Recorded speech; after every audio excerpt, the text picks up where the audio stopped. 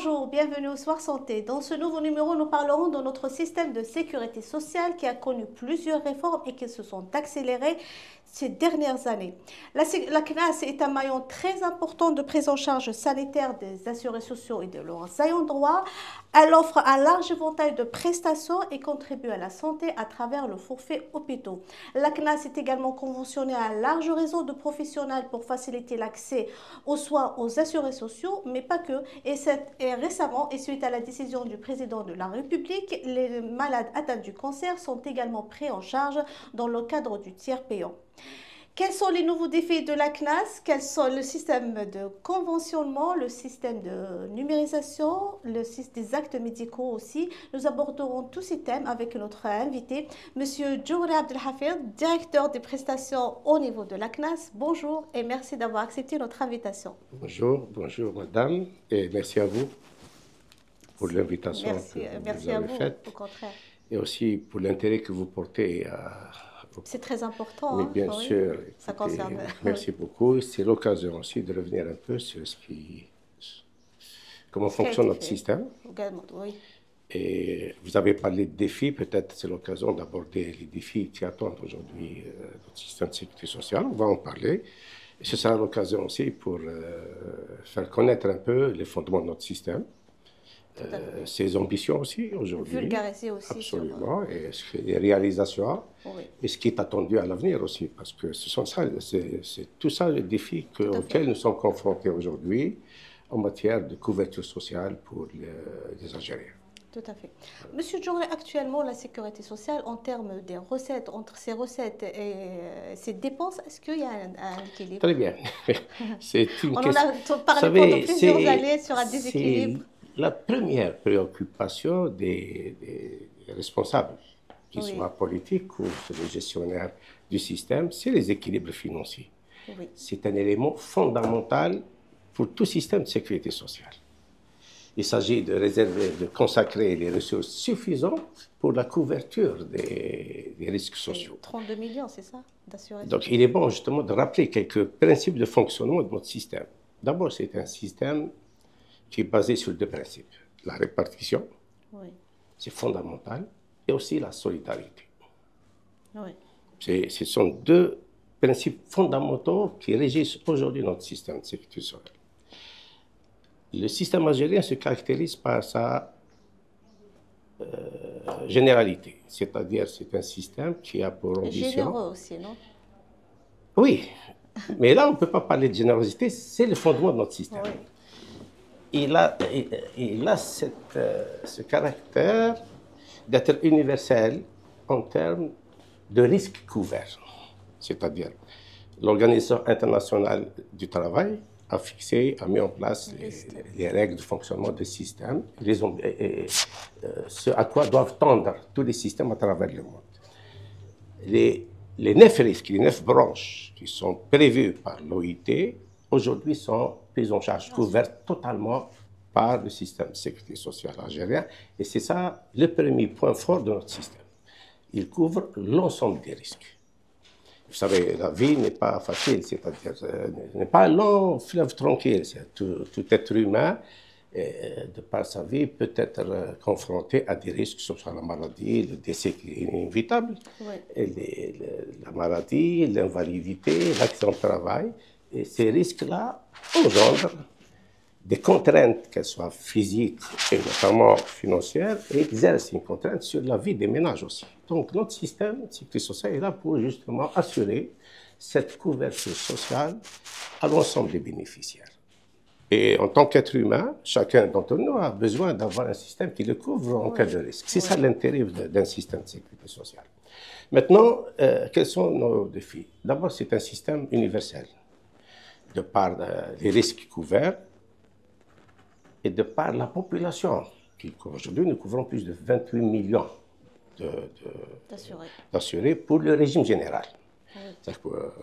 On ne parle pas du régime des non-salariés, des indépendants, je parle du régime général qui couvre d'abord les travailleurs salariés, les travailleurs assimilés et les catégories particulières. Qui sont? Les catégories particulières, c'est les personnes, les étudiants par exemple. Ah, d'accord. les personnes qui bénéficient du dispositif de soutien de l'État aux catégories défavorisées, comme les bénéficiaires de l'allocation forfaitaire de solidarité, comme les personnes à besoins spécifiques, les handicapés, et beaucoup d'autres catégories. Et cette prise en charge dans le cadre de ce principe de solidarité fait qu'aujourd'hui, le régime général de sécurité sociale du système algérien couvre un peu plus de 28 millions de personnes. C'est beaucoup, c'est énorme. Oui. Donc il nous faut effectivement, pour pouvoir garantir les prestations à l'ensemble de ces bénéficiaires, des ressources. C'est ça la préoccupation. Donc il y a aujourd'hui une politique de recouvrement, parce que la CNAS fait des recouvrements pour tous les systèmes. Le recouvrement, c'est les cotisations qui sont à la charge des employeurs et des institutions de l'État, dans le cadre de la prise en charge des catégories particulières. Ces ressources, ces cotisations, justement, doivent être au niveau de permettre la couverture de l'ensemble des besoins. Les besoins d'une population de 28 millions sont importants. Pourquoi? Parce que nous sommes dans une phase de transition, notamment épidémiologique. Nous sommes passés de la phase des épidémies, transmission hydrique, etc., de la maîtrise avec l'évolution de la science, la prise en charge de l'environnement de manière sérieuse et efficace. Donc on est passé vers un autre stade. On appelle cette transition, c'est maintenant les maladies non transmissibles et qui sont lourdes de conséquences. Le diabète et le cancer sont entre autres les cancers, l'hypertension, le diabète, et qui sont générateurs de beaucoup de dépenses et de besoins. Donc, à charge pour nous de pouvoir les couvrir. Donc, toute la stratégie, c'est de garantir justement cette couverture la plus large et celle compatible avec les attentes de la population concernée. Ce sont ça les défis. Donc, non seulement il faut pouvoir défendre notre système et le pérenniser par rapport à ces principes de base, mais non également s'adapter aux évolutions et aux besoins sans cesse grandissants de la population. C'est celui-là le défi. Comment on procède? D'abord, c'est la prise en charge de toutes les prestations en nature. Je vais vous donner un chiffre aussi. La dépense annuelle, c'est plus de 520 milliards de dinars d'une manière hors forfait hôpital. Avec le forfait hôpital, nous sommes à peu près à 670 milliards de dinars de dépenses. Il est de combien le forfait hôpital? Il change? Il est fixé chaque année par la loi de finances. Cette année, il y a 150 milliards de dinars. C'est la participation des caisses de sécurité sociale au financement de la santé et de la gratuité de la santé. C'est une excellente chose. En plus de ce financement, nous prenons en charge l'ensemble des besoins en termes de santé. Toutes les prestations de sécurité sociale ont un lien direct avec la santé. Que ce soit la couverture de ce qu'on appelle les soins de santé, les remboursements, médicaments, appareillage, hospitalisation. Mais pardon, est-ce que la CNAS ne gagnerait pas mieux si on partait vers le système de contractualisation? Pourquoi donner un forfait et au retour, on ne sait pas qu'est-ce qui est? Pas de souci. C'est un grand débat. Oui. Et effectivement, en principe, les relations avec les structures hospitalières publiques aujourd'hui sont régies par ce dispositif forfaitaire, mais depuis 1992, on est appelé à essayer chaque fois de développer un système contractuel. Ça, c'est la loi le demande aujourd'hui. Les conditions, il faut les préparer pour aller vers ce système. L'essentiel pour nous, c'est de garantir justement la couverture sanitaire à toute la population. Les outils sont discutables et en fonction des périodes, des exigences du moment. On n'est pas encore aujourd'hui arrivé à concrétiser cette relation dans une forme contractuelle. Aujourd'hui, c'est le forfait, pas de souci. L'essentiel, c'est qu'aujourd'hui, la santé nationale et l'accessibilité aux soins est garantie pour les citoyens algériens, que ce soit au niveau du public avec cette gratuité, c'est une excellente chose, ou au niveau de la sécurité sociale, dans le cadre du conventionnement avec les structures hospitalières privées. Et c'est une également excellente chose, parce qu'aujourd'hui, nous avons un système national de santé composé du secteur public, qui est l'essentiel, et également du secteur privé, où il y a des investissements assez importants, et participer également à enrichir l'offre. Justement, ce secteur privé, avec le conventionnement a réussi à réduire drastiquement les maladies transférées à l'étranger. Justement, parce que en fait, c'est une stratégie globale, systémique. L'objectif de la sécurité sociale en organisant le conventionnement avec les structures privées, c'est une reconnaissance de l'importance au niveau de la santé nationale du secteur privé. C'est une excellente chose. Socialiser également l'offre est un moyen également de le financer et de le développer. Le conventionnement avec le secteur privé, son objectif premier, c'est rendre accessible les soins à la totalité des Algériens. Et au moindre coût et sans aucune formalité excessive. Donc, c'est le premier objectif. Aujourd'hui, nous avons beaucoup de professionnels de santé qui sont conventionnés. On a commencé avec les pharmaciens. Oui, le tiers payant. Dans le cas du tiers payant. Le tiers payant, c'est le système du tiers payant, parce que le principe pour la sécurité sociale, c'est que l'assuré fait l'avance des frais et demande le remboursement. Oui. Comme je l'ai dit tout à l'heure, à cause de cette transition, la charge financière pour la couverture des soins est devenue presque insupportable. Donc il fallait trouver un système qui puisse dispenser les ménages, les malades, de faire d'abord l'avance des frais pour avoir les soins nécessaires. Donc c'est ça l'objectif du tiers payant. On a commencé avec le pharmacien, parce qu'effectivement c'est le médicament, le premier poste de dépense. Oui, et ça marche très bien. Et ça marche très bien. Nous avons aujourd'hui plus de 13 000 officines qui sont conventionnés. Nous sommes contents. Pourquoi? Parce que l'Algérien aujourd'hui accède facilement à ces médicaments. Je prends pour exemple les malades chroniques qui sont porteurs de 3 ou 4 affections malheureusement pour eux. La charge financière est très importante. Donc il est souvent, les personnes ne disposent pas des ressources nécessaires pour pouvoir payer eux-mêmes. Mais pourquoi le tiers payant, M. Djourali, n'a pas réussi avec les médecins libéraux? J'arrive, c'est tout un... Mais nous avons aujourd'hui plus de 3 900 médecins qui sont conventionnés. Ça reste peu.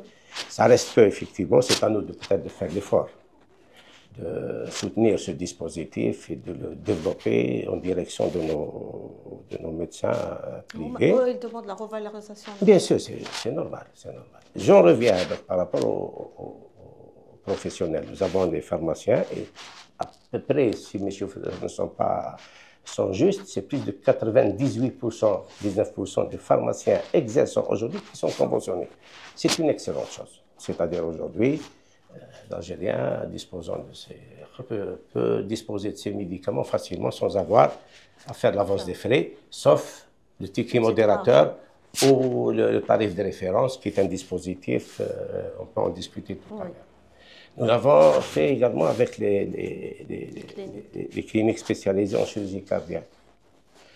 Nous avons aujourd'hui plus de 50 cliniques conventionnées. D'ailleurs, on en voit, maintenant c'est pris en charge.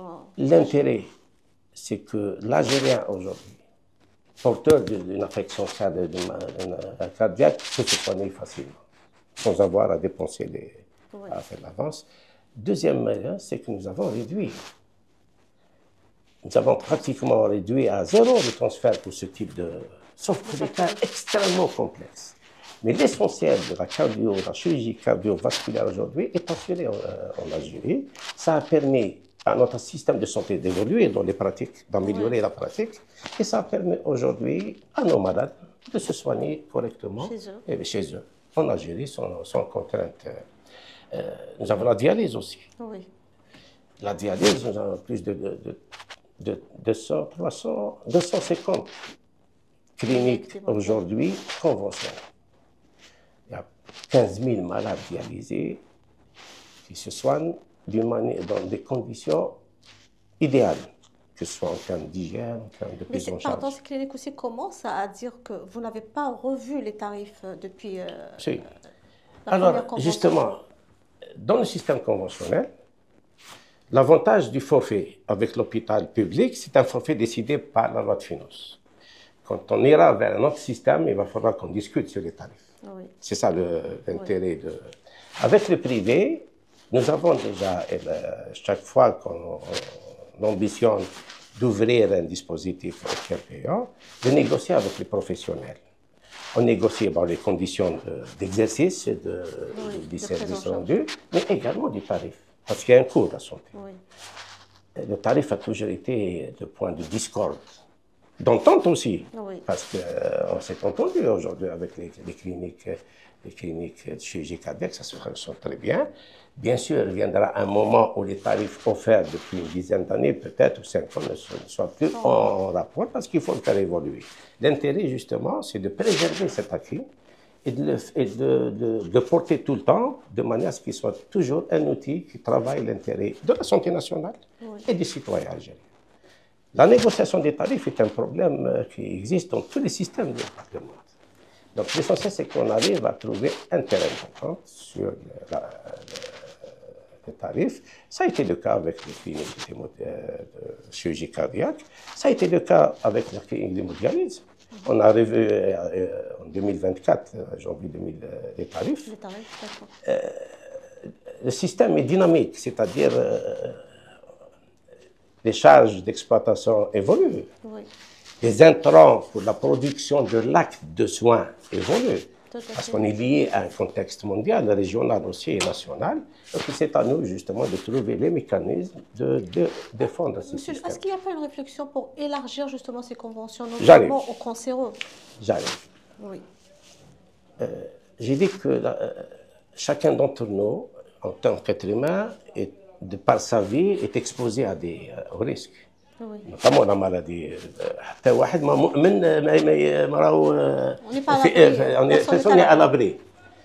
Donc, ce que l'être humain souhaite, c'est quand il est confronté, qu'il trouve des mécanismes, des moyens pour se soigner. Oui. C'est ça l'intérêt de... Mais, en matière de sécurité sociale, ce sont aussi des arbitrages. C'est un développement qu'il faut qu'il soit structuré, méthodique, progressif, de manière justement à toujours tenir compte des capacités financières. C'est ça l'intérêt. J'ai dit tout à l'heure, c'est une des préoccupations des responsables, qu'ils soient politiques et gestionnaires, ce sont les équilibres du système. Parce que tout acquis en matière de sécurité sociale est irréversible. Donc il faut aller de manière méthodique. Il faut faire des choix, qui sont des choix par moments difficiles, des choix difficile, mais sur des paramètres objectifs aussi. D'abord, c'est la santé nationale, c'est les problèmes de santé publique, de manière à prioriser les actions. Oui. C'est ce que nous avons fait. Médicaments, chirurgie cardiaque, dialyse, on est passé à l'accouchement. Oui. Aujourd'hui, nous avons plus de 170 cliniques qui sont conventionnées, ce qui a permis aux structures publiques de respirer un peu. Oui. N'oubliez pas que nous avons à peu près 1 million de naissances par an. Oui. C'est une charge terrible sur les structures de santé. C'est une pression énorme. Donc le fait d'avoir conventionné le privé, c'est une manière d'alléger un peu de ça. Surtout d'offrir aux citoyens algériens les meilleures conditions. Tout à fait. Et en même temps d'aider la santé privée dans le cadre d'un système national aussi. Tout est lié en fait. Oui. Oui. On va bientôt également, suite à la décision de M. le Président de la République, aller vers le conventionnement des structures spécialisées en radiologie pédiatrique. Donc on va le faire pour les malades, notamment principalement les enfants atteints de cancer, oui. Avec des conventions, avec des cliniques spécialisées en radiothérapie. C'est imminent, le dispositif. Tout est prêt maintenant? Tout est prêt, il reste à mettre en place le cadre réglementaire, c'est déjà prêt. Vous êtes conventionné avec combien de cliniques pour ça? Mais on n'a pas encore mais tout est fait, tout est prêt, il reste que la promulgation du décret. On passera à la mise à l'application. Il y a déjà 5 cliniques qui sont déjà dans sont intéressés, qui ont manifesté l'intérêt de nous accompagner dans ce projet.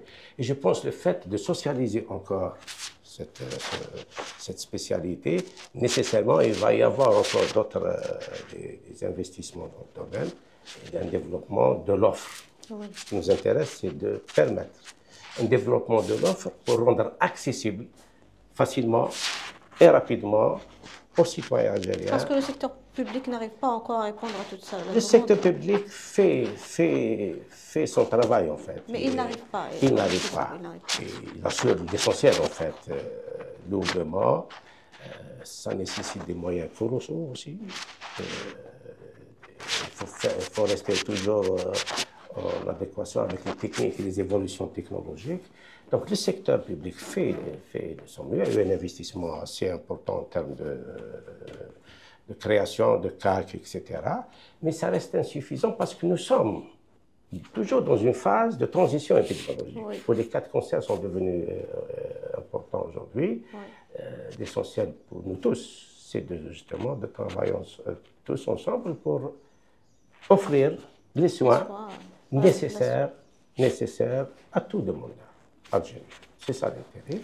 Donc, on ne va pas en rester là, parce que l'ambition d'un système de sécurité sociale, c'est de se développer de telle sorte à rendre accessibles les soins à l'ensemble.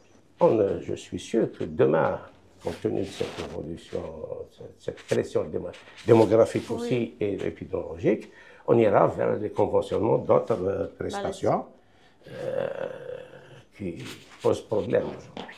C'est ça l'ambition. Mais on le fera d'une manière graduelle, de sorte à toujours préserver le système et surtout lui garantir l'avenir et sa pérennité. C'est ça l'intérêt. Quelles sont les maladies maintenant transférées à l'étranger? Alors, justement, le développement de la santé nationale, que ce soit au niveau du public, oui, et également du privé, a permis une réduction drastique du transfert de soins à l'étranger. Je rappelle que les soins de transfert à l'étranger sont offerts, tous les Algériens sont éligibles. Oui. Pour autant que sa pathologie ne soit pas traitée, ne peut pas être traitée chez nous pour des raisons soit de plateau technique, soit de compétences. Aujourd'hui, le développement des plateaux techniques en Algérie et les compétences ont rendu élargir la liste des pathologies prises en charge. Non, on réduit justement les transferts à l'étranger. C'est une excellente chose. Parce que soit nous ici, nos Algériens, nos citoyens, on a élargi nos offres ici en Algérie. L'offre s'est développée. C'est tant mieux. Donc, il y a une réduction drastique des transferts pour soins à l'étranger. Ceci étant, lorsque le cas relève d'un cas extrême, complexe, où peut-être le plateau technique n'est pas disponible, on transfère l'Algérien pour des soins à l'étranger. C'est un droit constitutionnel, les soins. Oui. Alors, depuis 2020, vous êtes attaqué à un chantier de numérisation. Actuellement, oui, vous en êtes où? Très bien. Vous savez, j'ai dit que la sécurité sociale se développe, elle vit au rythme de son environnement. Oui. Pour nous, il est vain d'espérer une modernisation de notre activité et l'amélioration des services rendus sans aujourd'hui l'intégration des services électroniques. Pour nous, c'est une option stratégique. Pourquoi? Je vais vous donner juste un petit exemple. Nous remboursons jusqu'à aujourd'hui 80 millions de dossiers de soins, médicaments. C'est-à-dire les prestations en termes de dénombrement, nous sommes à plus de 100 millions, 110 millions d'actes de remboursement. 28 millions de bénéficiaires. Il est impossible de pouvoir gérer tout ce flux d'informations avec un système ancien, mécanique. Papier, donc, oui. Il faut absolument intégrer les moyens modernes. Oui. Les modernes, c'est la numérisation. Nous avons commencé avec le système Chifa, qui est le premier outil pour nous de numérisation. Aujourd'hui, nous l'avons développé pour la gestion interne et pour la gestion avec les partenaires et les assurés. Maintenant, nous passons à une autre phase, c'est d'intégrer des services électroniques au profit de nos assurés sociaux. C'est-à-dire pour les dispenser de la contrainte de se déplacer. Oui.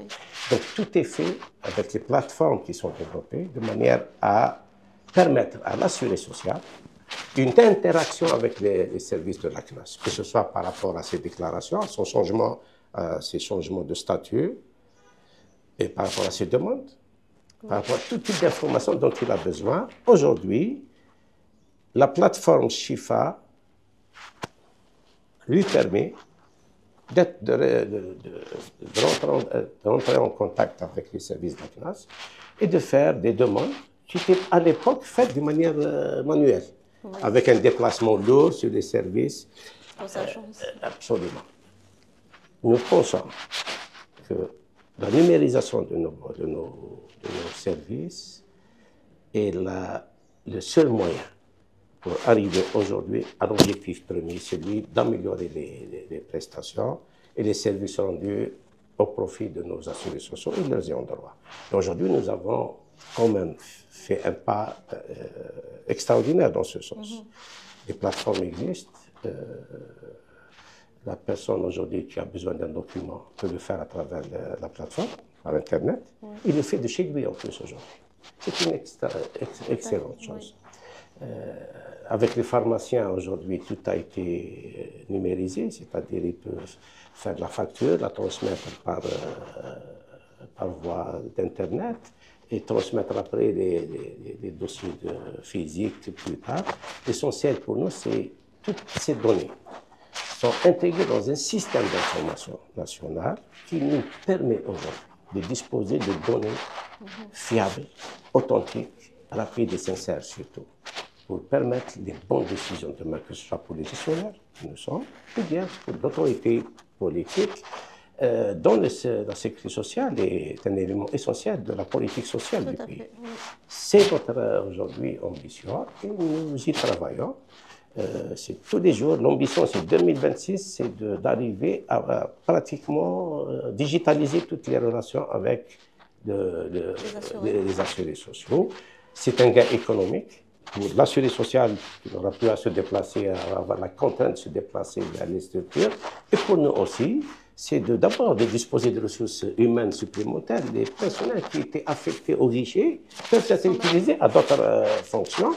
Et ainsi, et c'est ça l'intérêt aujourd'hui de notre politique. Monsieur Djougri, l'un des défis aussi de la CNAS était de traquer les arrêts maladie frauduleux. Quelle est la situation aujourd'hui?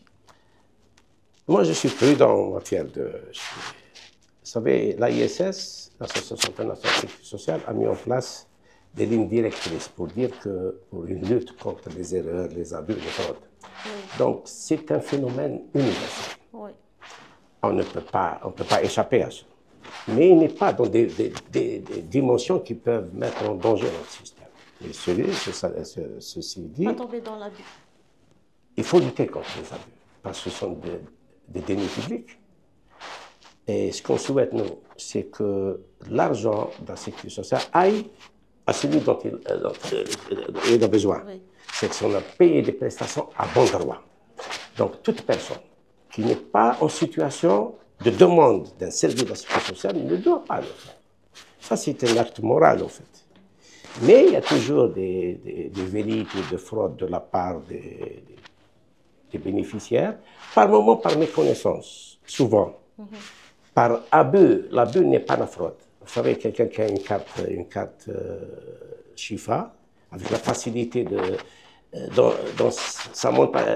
son esprit, il n'est pas en train de frauder, peut-être il ne fait que prendre son droit pour aller voir un médecin, deux médecins, trois médecins successivement. Dans son esprit, ce n'est pas un acte frauduleux. Et c'est vrai, ce n'est pas le cas. Là, on parle d'un abus qu'il faut corriger par la sensibilisation, par l'action. Vous avez un chiffre des arrêts maladie au cours? Vous savez, alors, 2024, nous avons enregistré 1 100 000 arrêts de travail pour à peu près 19 millions de journées Remboursé. parce qu'un arrêt de travail, il peut être 2 jours, 3 jours, ainsi de suite. Donc 1 100 000 arrêts de travail, 19 millions de journées indemnisées. Nous avons, dans le cadre du contrôle, parce que nous exerçons des contrôles, d'abord... Au-delà de combien de jours? Non. Aucun arrêt de travail, fut-il un jour, ne peut être remboursé s'il n'est pas soumis à un contrôle médical. C'est-à-dire tous les arrêts de travail sont systématiquement contrôlés. Il y a un contrôle médical. Non seulement il y a un contrôle médical, mais un contrôle administratif a posteriori. C'est-à-dire nous avons des personnels administratifs qui sont chargés d'aller vérifier si la personne qui a bénéficié d'un arrêt de travail justifié par la sécurité sociale est en train de le respecter pour recouvrer sa santé facilement. Donc c'est pour ça qu'on a ce qu'on appelle les contrôles à domicile. Les contrôles administratifs. Un agent de la CNAS habilité peut très bien se présenter chez le domicile pour voir si la personne est effectivement en situation d'arrêt de travail et qu'il est en train de se reposer pour reprendre sa santé rapidement. Donc ce sont des mécanismes qui nous permettent justement de juguler ce phénomène. Mais il y a les césariennes, M. Djouré, pour les femmes accouchantes. Il y a quelques années de cela, c'était systématique le remboursement. Après, c'est devenu compliqué. Non. On refuse le Vous savez, c'est un autre sujet. Vous savez, je vous ai dit, la sécurité sociale elle a une charge affective très importante chez l'individu. Chacun voudrait bien se faire... mais il faut savoir raison garder. La maternité aujourd'hui, c'est 98 jours de maternité, c'est un droit excellent et je pense que Monsieur le Président de la République a décidé, il y a un projet de révision vers une prolongation de cette période et c'est une excellente chose. Pour toutes les femmes. On passe de 98 jours aujourd'hui qui est acquis sur la loi à 5 mois de maternité, c'est une excellente chose. Pas uniquement pour les femmes ayant accouché d'un enfant. Non, ça c'est un autre dispositif. D'accord. Les 5 mois, c'est pour toutes les femmes. D'accord. Pour les femmes qui accoucheraient d'un enfant malade, effectivement, elles peuvent bénéficier d'une prolongation qui peut aller jusqu'à 1 année. Mais ça, c'est le projet de modification de la loi. C'est le projet prêt, c'est en cours. Une fois que la loi sera adoptée, il sera mis en œuvre ce dispositif et c'est une excellente chose. Pour dire que la sécurité sociale évolue en fait. Elle évolue en fonction justement des attentes et des besoins des populations. Aujourd'hui, 98 jours qui est aujourd'hui acquis, c'est un droit fondamental, pas négociable. La prolongation, notamment pour les femmes qui accoucheraient de manière disposée par césarienne, bénéficient d'un mois supplémentaire, mais pas en congé de maternité. C'est en congé de maladie. C'est différent. Le congé de maternité, il est de 98 jours. Mais qui a été remboursé? Il était remboursé le mois de... Bien sûr, il était remboursé. Il a toujours été remboursé. Tant que la femme se situe dans les situations médicales qu'il exigerait. Vous avez imposé de nouvelles conditions. Non, on n'a jamais imposé de nouvelles conditions. Il y a une confusion. Entre la maternité, ce n'est pas négociable, c'est 98 jours. La prolongation en maladie d'un mois, c'est pour les femmes qui auraient accouché par césarienne. Donc c'est un cas de santé, attesté par un état de santé. Il n'y a jamais eu de rejet dans ce sens, à ma connaissance. À votre connaissance. À ma connaissance. Parce que c'est une décision, c'est médical. Est-ce que vous me comprenez? Donc, mais ce n'est pas un droit absolu. 98 jours est un droit absolu. Tout à fait, La prolongation, on passe de risque maternité à un risque maladie. Donc il faut que l'état de santé l'exige. Je pense que nos médecins ne sont pas inhumains, ni nous aussi, pour refuser à une femme qui serait dans une situation de maladie en droit de bénéficier d'une prolongation. Ceci dit, il peut y avoir des dépassements aussi. Donc l'essentiel pour nous, c'est l'intérêt. L'objectif, c'est celui de garantir à la femme qui est travailleuse, qui accouche, ses droits d'une manière la plus juste et la plus correcte possible. La nomenclature des actes médicaux, M. Djouré. Ah, très bien, oui. A été actualisée depuis plusieurs années.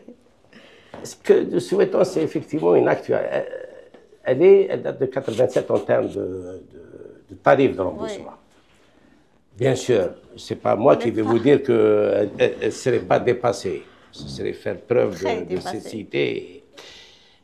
Seulement, la faire évoluer nécessite, je dis, le consensus. Il faut que ce soit dans le sens de discussion, parce que c'est des ressources qu'il faut mobiliser. Nous ne sommes pas contre. Personne ne peut être contre cette révision. Mais maintenant, ça pénalise. Maintenant, ça relève d'un État. C'est public. La nomenclature, c'est le ministère de la Santé aussi. Oui. La tarification, c'est la CNAS. Donc, il nous faut, bien sûr, un consensus pour faire évoluer cette nomenclature, pour intégrer peut-être des actes qui n'étaient pas à l'époque en 87, compte tenu de l'évolution des techniques et de la santé, de la transition aussi, et également de discuter de cette problématique, la tarification. Jusqu'à quel point la sécurité sociale peut aller vers une couverture. Est-ce qu'on doit couvrir aujourd'hui les tarifs réels qui sont exercés? Là, c'est un débat. Oui. C'est un débat.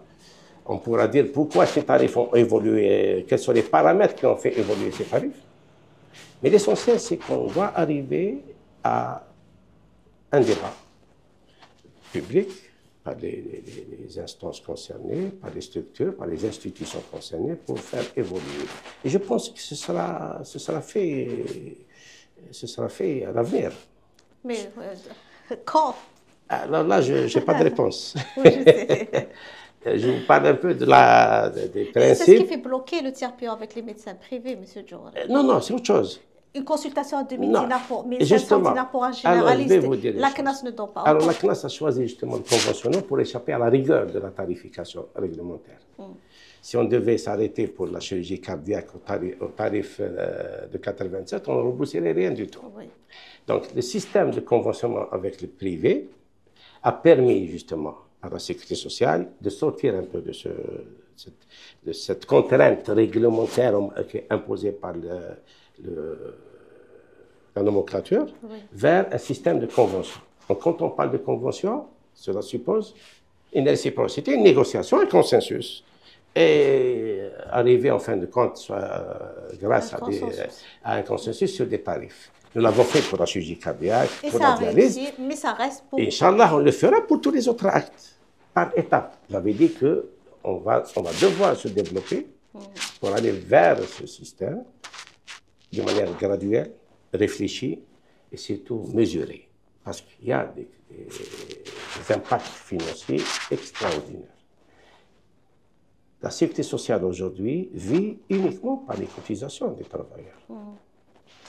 Ce qu'on souhaite, c'est élargir la base cotisante pour augmenter nos ressources. Oui. Et l'élargissement de la base cotisante, c'est l'emploi, c'est le salaire. Oui.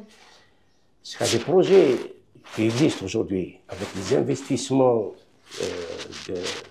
prévus et déjà engagés.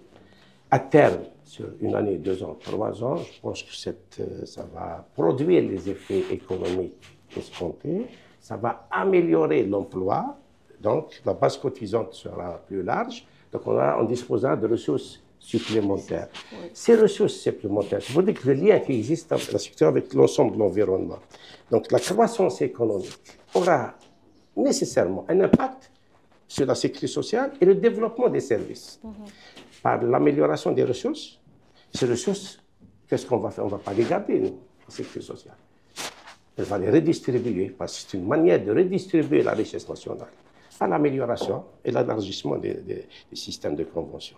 Je pense que c'est cette logique qui est là aujourd'hui qui va être adoptée à l'avenir de manière à améliorer en permanence l'accès aux soins.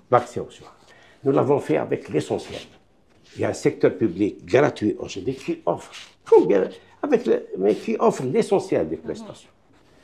Il y a un secteur privé qui fait partie de la santé nationale et qui offre également des services. Je pense qu'il faut qu'on se mette pour graduellement faire bénéficier l'ensemble de la population de ces avancées. Vous savez, en matière de sécurité sociale, il y a des facteurs ce qu'on appelle la croissance de la dépense en matière de sécurité sociale, Oui. et par des facteurs qui sont liés à l'offre et à la demande. La demande, c'est la population, 28 millions. Suivant nos prévisions 2030, on sera à 50 millions. Oui. Donc la demande va également être importante. Il va falloir penser justement pouvoir être présent pour répondre à cette demande. Quand j'ai dit nous avons 1 million de naissances par an, il faut pouvoir répondre à ces besoins. Nous avons aujourd'hui plus de 5 800 000 malades chroniques. Et nous enregistrons annuellement plus de 350 000 malades chroniques nouveaux.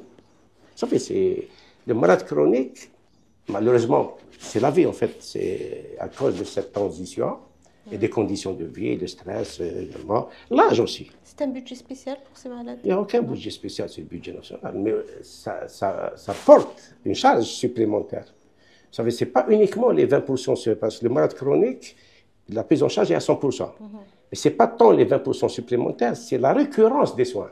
Oui. C'est qu'un malade chronique, de par sa chronicité, il est obligé de se soigner d'une manière permanente. Oui. Donc c'est cette permanence de traitement qui fait que la charge financière est plus importante. Donc si on enregistre 350 000 malades chroniques nouveaux, c'est inéluctablement, il y a une conséquence sur la dépense.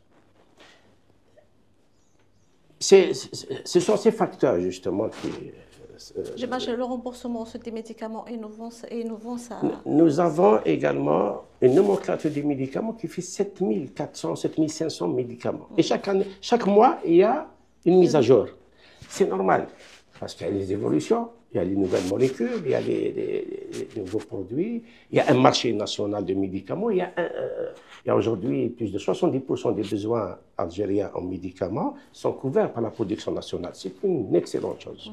Et même la CNAS participe aujourd'hui à cette croissance de la production par, vous savez, on accorde des incitations financières pour les pharmaciens qui ont en place surtout un produit fabriqué localement, on place un produit importé par un produit fabriqué localement. C'est une excellente chose. Ça a permis, pour dire, le rôle de la CNAS est essentiel aussi.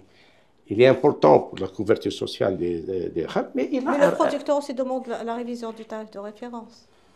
Vous savez, le tarif de référence est un mécanisme. Je vous dis, le tarif de référence est un mécanisme de régulation de la consommation. Est-ce que vous me comprenez?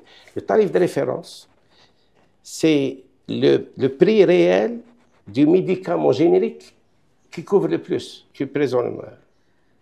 La différence, c'est les autres produits. Le tarif de référence est un mécanisme de régulation du marché national des médicaments. On prend pour référence le médicament qui couvre la majorité du marché. Le prix, c'est celui-là le prix de référence. Ah, d'accord, oui. Vous me comprenez? Les autres médicaments similaires doivent s'aligner sur Maintenant, s'ils ne s'alignent pas, effectivement, nous remboursons sur ce produit de référence qui existe sur le marché national. Donc, le malade, il a la disponibilité, il a le choix. Puisque c'est le même produit, c'est la même molécule, on prend le moins cher. Pourquoi? Parce que ce sont un mécanisme de régulation. Vous savez, comme je dis, c'est le premier poste de la dépense. Ça fait 300 milliards de dinars en médicaments. Tout gain. C'est un bénéfice pour la sécurité sociale, pour réserver ses ressources peut-être à d'autres prestations. C'est ça notre intérêt. Ce n'est pas réduire le droit du citoyen, absolument pas. Aujourd'hui, l'accès aux médicaments est facile par le système du tiers payant. Et je pense qu'aujourd'hui, il y a une disponibilité en matière de médicaments qui couvre les besoins d'une manière large. C'est ça l'intérêt. Très bien. Merci beaucoup, M. Djourali, pour toutes ces explications. Oui. C'est parfait. Merci beaucoup. Merci à vous. On se retrouve la semaine prochaine. Au revoir. Merci beaucoup, madame. Merci à vous.